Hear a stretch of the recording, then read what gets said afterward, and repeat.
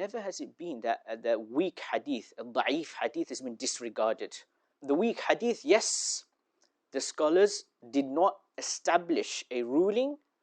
in creed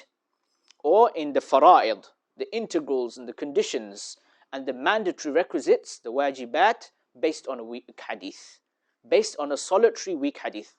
But these are, one has to study the science of hadith in order to understand these rules. Like me mentioning it here in 10 seconds is not going to do anything. There's a lot more nuance to it, and there's a lot more detail to it. However, the entire ummah, the scholarly community amongst the ummah for generation after generation, from the first generations up to our times, from amongst the al-Sunnah wal Jama'ah, all across the board of all four madahib, all four schools of thought, they have taken weak hadith and acted upon it when it comes to fada'il al-a'mal, virtuous actions, when it comes to refraining from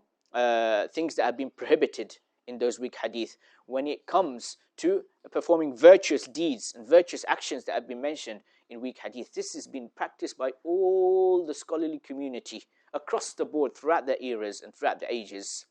So when these kids come up and they say this hadith is da'if and this is weak and so and so said this, they have no idea what they're talking about. They've just been fed a spoonful of a few words and that they just regurgitate out for you, like they're sick, because they are sick in their hearts,